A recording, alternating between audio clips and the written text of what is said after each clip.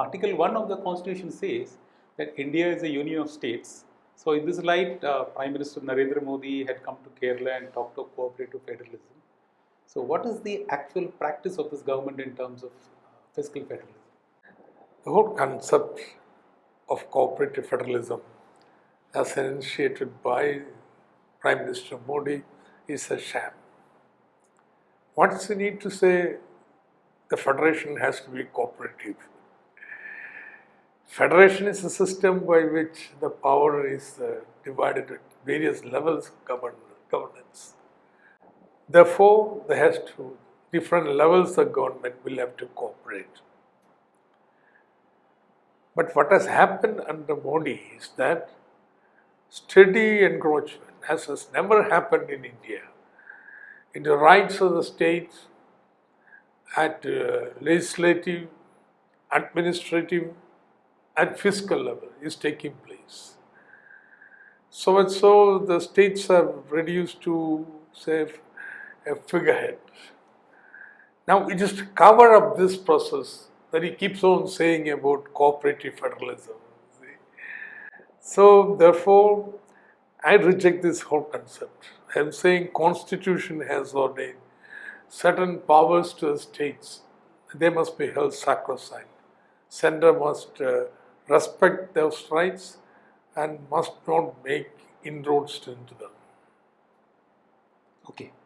So, one question is that when you say that cooperative federalism or the concept of federalism and practice of federalism by the current union government is totally contrary to the constitutional provisions, the question arises that how they are actually attacking the financial powers of the state and, as you say, the administrative powers of the state. So, for example, if you take the state of Kerala, there are estimates which show from the budget that Kerala has lost about 6,700 crores due to the union government's reduction of the revenue deficit grant. Now, this could also have an impact on GST collections and the shares given to Kerala. So, could you explain about how this actually impacts the state, number one? And number two, then what about the implications for the development prospects of the states? Okay. The constitutional system that prevails in India is that states hold the responsibility for major part of the expenditure, say 60 to 65% of the overall development expenditure is made by the states. But when it comes to the revenue mobilization, for right reasons also, a major proportion of the revenues are collected by the center, about 60%. So there is a mismatch between revenue and expenditure, and Constitution has made a system of finance commissions by which resources will be devolved to the states. Now, historically, there have been three channels through which this devolution took place. One was finance commission, that is a major portion, 60 to 65%. Then there was a planning commission, which gave something like 30%. And then there were discretionary transfers of the center. Now, biggest blow for Kerala, states like Kerala, has been that planning commission has been done away with. And this huge kitty of resources, which comes to around more than 25% of the central budget, say, for new projects, all new projects come to the planning route. So all new projects, this huge amount of money, now that is not democratically discussed with the states and apportioned. The planning commission was there, which considered the states, and there was a formula of Gargill by which planned resources were divided between the states. But now it is there's a total freedom of discretion of the finance minister at the time of budget to allot this money between the states. And Modi has made it the practice that any election come, he would go his vassal states and then make big announcements on projects and schemes and so on, while states like Kerala is left in the lurch. So the central investment in Kerala is very low, and only recently national highway investment has picked up to an extent. But otherwise, in the railways, public sector, port development, etc., it is very, very low. So Kerala is at the receiving end of this. And the first conduit of Finance Commission. Now, Finance Commission, I cannot blame as a discrimination because it's a award based on certain criteria that Commission adopts. Kerala being a state with a higher per capita income than national average and a population which is sharply declining and social sector attainments very high, Kerala, which used to get more than 3% of the overall divisible pool of the center, now gets only less than 2%. It's a huge come down.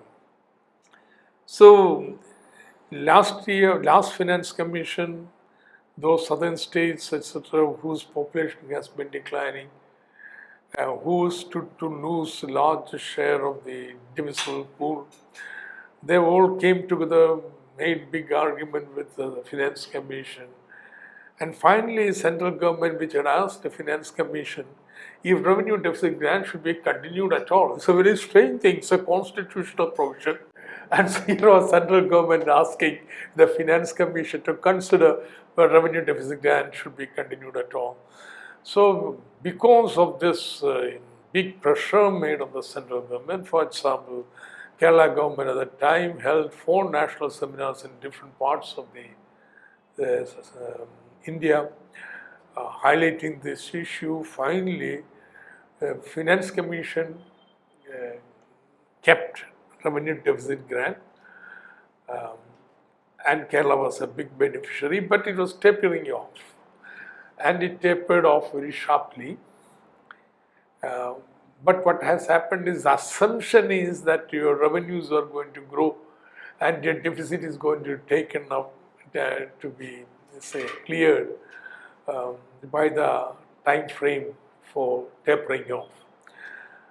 But because GST was such a mess, our revenue deficit never went down and the revenue deficit grant stopped. Okay. The whole discretionary spending once again is at the mercy of center. Mm-hmm. So Kerala, the resource flow from centers has sharply come down, and therefore is aggravating its financial problems. Okay. So one related question which arises is that, in this new federal fiscal system, there are restrictions on ability of states to raise revenues and finding alternative methods to carry out their development activities. So what space remains for states to carry out autonomous policies? Yes, GST has, in fact, that sales tax used to be the major source of taxation of the states. Now that has been integrated with the GST, so very limited powers of taxation remain. And therefore the states, Kerala has been insisting, one, GST made federal friendly. How? The GST has 3 components: IGST, SGST, and CGST. Now CGST will have to be uniform throughout the nation. So also IGST would have to be universal, same rate. But when it comes to SGST, there is no harm whatsoever if the SGST rates differ from states to states. In fact, under VAT, states had a leeway of 1% higher, lower than the VAT rate that was fixed by the Empowered Committee of Ministers. In fact, in the last years of VAT, the decision of the Empowered Committee was that instead of 12.5%, the states may impose 14, a higher rate, 14.5, but it was up to them to decide. So on intra-state tax of SGST, there can be a federal flexibility. So introduce that. A state like Kerala, which is providing so many social services, would like to have a higher rate, and then choose it. So this is one. Second, now the rate GST collected, 50% is SGST, 50% is CGST. Make it 60 to 40%, 64 states and 44 center. For the simple reason, if you look at today, when we look back, we find the kind of the taxes, both center and states merged together, but the state share of this subsumed taxes would come to 60%. So it's only just that the rate split we made into 60s to 40. See, it means that there are a lot of changes to be made in the GST. The GST rates are not revenue neutral for the simple reason on the eve of last Lok Sabha elections, they tampered with the whole rates and sharply brought down the rates on, say, luxury products. Therefore, these have to be relooked and re-evaluated. So let that process start in a sense of what Modi calls sense of cooperative federalism. And till that time, continue the compensation system. The money doesn't come from the central government's pocket. But no, central government would have nothing of that.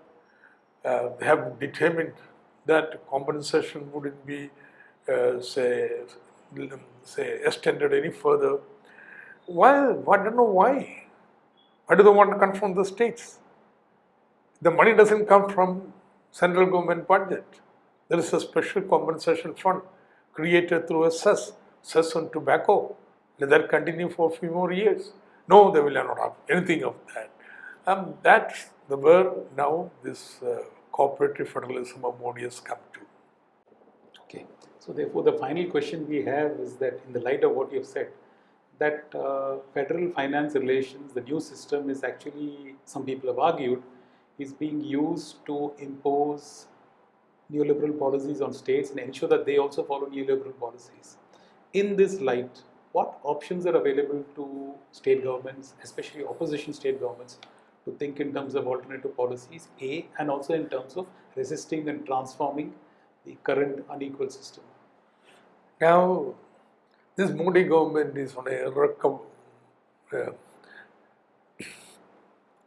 now this Modi government is on a road from which cannot turn back. See, the whole concept of nation, there is no scope for any diversity. Their whole slogan is one nation, one tax, one nation, one vote to one nation. Everything has to be one, no diversity. Therefore, if you want to preserve the state rights, fiscal rights, which is very, very important to meet regional aspirations of growth and development, I think the solution is political. Modi government has to end. You cannot reform it here, just to be removed. So, if you are keen in protecting state rights, I think a shocker has to be given to this nation concept sans diversity. That's one. Second, the states present now would have to act in coordination. In the GST Council, for example, there has to be greater coordination. Discussions between the states. For example, centrally sponsored scheme that become the major route through which central funds are now given. An important route. Earlier it was only 25%, they have unilaterally raised it to 40%. States coming together should have resistance to it. Now 10% or even other centrally sponsored programs, they want to set up, say, authorities independent of states so that money is given to them. States will have to give money to them. For example, NHM has an independent authority, so also Sarvam Shiksha Abhiyan. So they are creating parallel structures. Now direct beneficiaries, for example, they want to devolve directly to the beneficiaries. Kerala is a state where there is near universal pension. It will soon be. Um, Now, total number of people who are getting pension or welfare payment from the state government is nearly equal to the total number of elderly in Kerala. Some people have double pension, some are disability pension, younger people, etc. So I grant there are some, but we are providing nearly universal pension, nearest to it, and not at 1,600 rupees per month. For 1 month's pension payment comes to 1,000 rupees, 1,000 crores of rupees in Kerala. And central government gives a very hefty amount of 200 rupees for old age and disability pension and widow pension. So while Kerala government spends something like 1,000 crores of rupees, central government gives us 200 rupees per person for, say, about 10 lakh people. Now they are saying they will give it only for less than that, 9 lakh people. It's only that much. So out of the 1,000 crores of rupees, central government may be giving some, say, monthly installment of 30 crores of rupees. Now, do you know what they have done? The latest feat of central government? Their portion they are going to directly give to the beneficiary. Now it's an integrated system here. So now you have to look through this 60 lakh of people who are beneficiaries, decide which are all centers beneficiary, who will get the 200 rupees, then state government give 1,400 rupees. Total confusion is created here. What kind of federal system, cooperative federalism is Modi speaking about? You see? And therefore, in these matters, states have to come together and take united stand. Or perhaps visit the Supreme Court. Go there, protect the rights. So all these options are political. People, the states will have to come together. For example, the borrowing powers of states, they are trying to curtail. Borrowing power, states are allowed to borrow up to 3% of the GDP. Center is also permitted only to borrow up to 3% of GDP. Center has never followed this rule. They have always borrowed more than average 4%. State governments, on the other hand, now the current borrowing would be less than 3%. Now, besides the center of public sector units of the state governments who do the borrowing, some of them borrow and invest in infrastructure. Now the central government also has a high and so on, which also borrows. Central government every year borrows extra budgetary borrowing of nearly 4 lakh crores rupees. This 4 lakh crores rupees is considered part of the center's overall borrowing. But a state like Kerala or Andhra borrow through the, say, public sector units, money which never comes into the treasury even. They want to include in the borrowing of the state and bring down the overall right of the states to borrow. Well, this will have to be challenged. So this has to be raised politically, you see. BJP will have to learn there's a price to be paid for encroaching in the rights of the states. And I think that's the only way.